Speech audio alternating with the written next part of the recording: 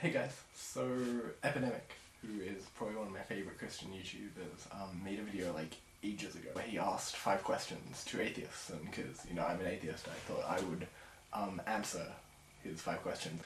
So, here goes. Question number 1. What kind of evidence would it take for you to believe in God? Not what would be a good start, but what evidence would actually convince you? And when we say God, we are talking about a mind which is all-loving, all-powerful, meaning he can do everything but the logically contradictory, all-knowing and eternal. Okay, so if we define God as an all-loving, all-knowing, all-powerful being, then I would need 2 things to believe in him. Firstly, it seems to me that the existence of evil and suffering is incompatible with an all-loving, all-powerful, all-knowing being. So I would have to be shown how the existence of an all-loving, all-knowing, all-powerful being is compatible with evil and suffering, or shown that evil and suffering don't actually exist. And secondly, I would need either a positive logical argument, like the cosmological argument or something like that, or sufficient empirical evidence. So being able to interact with this being. If those 2 things happened, I would believe in God. As I would hope any rational person would. Question 2. Is there anything I can do that could possibly convince you that God exists?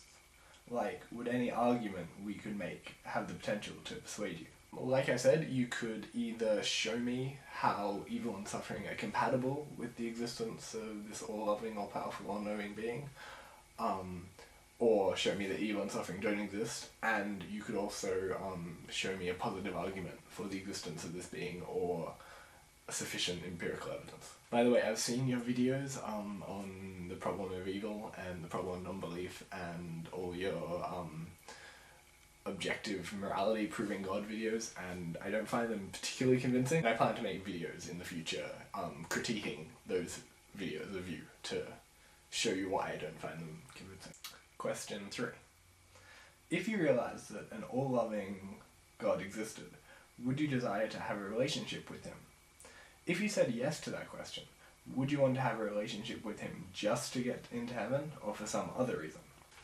Yeah, if an all-loving, all-powerful, all-knowing being existed, then I would want to be in a relationship with it. That would be really awesome. And it wouldn't be to like avoid hell or anything, because I can't think of any reason why an all-loving, all-knowing, all-powerful being would send me to hell simply for not being in a relationship with it. That doesn't really make sense to me. And any being that would send me to hell just because I didn't want to have a relationship with it, I would only conclude that that being isn't all-knowing, all-powerful, and all-loving. Question 4. Have you ever met a Christian who lives their life in such a way that it is clear that they really believe in an all-loving God? Meaning they lived a life which was impressively kind, loving, and selfless. I don't actually see how believing in an all-loving, all-powerful, all-knowing creator makes it any more or less likely to be a kind, loving, or selfless person. But I have met and I am friends with Christians who are amazing people. They're very loving, very selfless, very kind. And I really cherish my friendship with them. And I don't think that they would stop being loving and kind and selfless if they stopped believing in God. Question 5. Has the presence or lack of those type of Christians had any impact on your atheism?